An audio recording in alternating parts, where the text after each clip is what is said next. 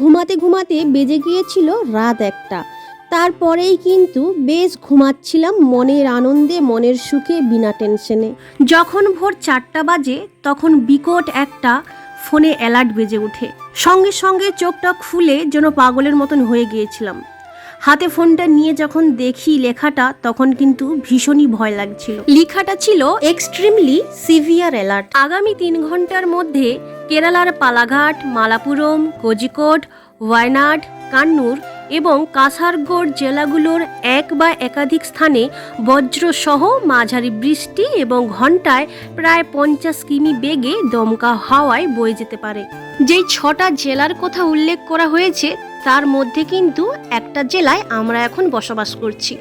গতকাল যখন ঘুমাতে যাই তখন এমন একটা হাওয়া বইছিল, সেই হাওয়াতেই কিন্তু নারকেল গাছ থেকে নারকেল, সাথে কিন্তু নারকেল পাতাও পড়ে গিয়েছিল। একবারও কিন্তু ভাবতে পারিনি ভোর 4টার সময় এমন মেসেজ আসবে। অলরেডি কেরালার অনেক জায়গায় বন্যা হয়ে গেছে আগস্ট মাসের 1 তারিখে। এর অনেক আগেই কিন্তু আসামে বন্যা হয়েছে।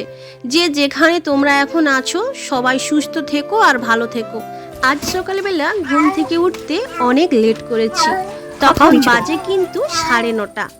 যখন 10:30 হয় তখন কিন্তু বেশ খিদা লাগছিল, সেই জন্যই কিচেনে গিয়ে ভাত বাড়ছিলাম। গতকাল রাতে কিন্তু আমি খাইনি, তারই কিন্তু সব কিছু আমি ফ্রিজে ভরে রেখেছিলাম। যখন ভাত বাড়ছিলাম বিড়ালটা দেখে কিন্তু বেশ কান্নাকাটি করছিল, সেই জন্যই বিড়ালটাকে অল্প করে একটু ভাত দিলাম। ভারী বৃষ্টি হচ্ছে আর ঘর থেকে কোথাও কিন্তু বেরোনো যাচ্ছে না। অলরেডি ভোর 4টার সময় অ্যালার্ট পেয়ে গেছি, সেই জন্যই ঘরের মধ্যেই সবাই মিলে একটা ছোট্ট করে কিটিপাটি করছি। মনের এক জায়গায় ভয়টাকে রেখে একটু আমরা আনন্দ করছি। আজকে বানানো হবে চিকেন 65 আর তার সাথে হবে চিকেন KFC, সাথে কিন্তু পেপসির একটা বোতল, কোকোকোলার একটা বোতল আর কিন্তু মিরিন্ডার একটা বোতল আনা হয়েছে। KFCর মশলা প্যাকেট বা চিকেন 65-এর এই মশলা প্যাকেটগুলো বেরিয়ে কিন্তু হাউস ওয়াইফদের বেশ একটা কিন্তু হেল্প হয়েছে, কারণ এইগুলো বেরানোর জন্য কিন্তু আর দোকানে অর্ডার দিতে হয় না।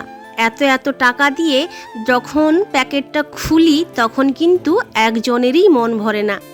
এই প্যাকেটগুলো আসার জন্য কিন্তু যখন তখন হাউস ওয়াইফরা কিন্তু বানিয়ে পরিবারের লোকজনকে খাইয়ে খুশি করতে পারে। কিছু চিকেন রেখেছি KFC বানানোর জন্য, আর কিছু চিকেন এইভাবে ছোট ছোট করে নিয়েছি চিকেন 65-এর জন্য।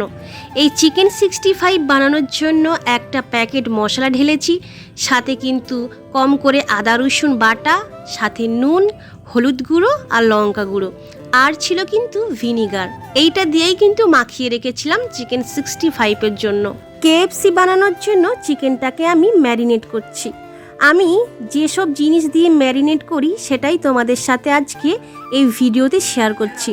আমি কিন্তু আদা পেস্ট কখনোই দেই না, আদার রসটা দেই, সাথে কিন্তু রসুন পেস্ট দেই, আর 1 চামচ ভিনিগার আর KFCর প্যাকেটে থাকা লবণ মিশিয়েই কিন্তু তৈরি করি আমি KFC।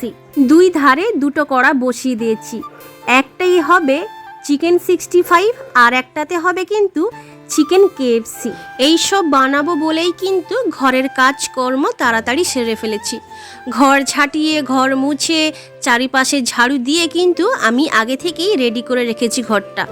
জানো, এই KFCর প্যাকেটগুলো কিন্তু মার্কেটে অনেকগুলো বেরিয়েছে, তার মধ্যে এই যে প্যাকেটটা আমি আজকে নিয়ে এসেছি এইটা কিন্তু খেতে বেশ ভালো লাগে, সেই জন্যই কিন্তু আমি সব সময় চেষ্টা করি এইটা খুঁজে নিয়ে আসার। প্রথম যখন এই প্যাকেটটা ঘরে আনা হয়েছিল তখন কিন্তু ঠিক মতন আমি দেখিনি, শুধু প্যাকেটের উপরে দেখেছি KFCর চিকেনটা।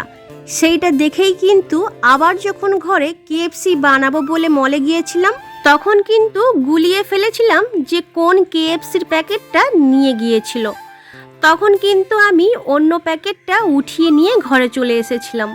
যখন KFC বানিয়ে খেয়েছিলাম তখন বুঝতে পারলাম এইটা কিন্তু সেইটা নয়, কারণ টেস্টটা কিন্তু আকাশ পাতাল পার্থক্য ছিল। এই যে যতগুলো চিকেন আজকে KFC বানানোর কথা ছিল তার কিন্তু আধার আধা কিন্তু বানানো হয়েছে, বাকিগুলো কিন্তু এখনো বানানো চলছে। টোটাল কিন্তু 32টা কেএফসি বানানো কথা ছিল। সেই 32টাই কিন্তু আজকে বানানো হবে।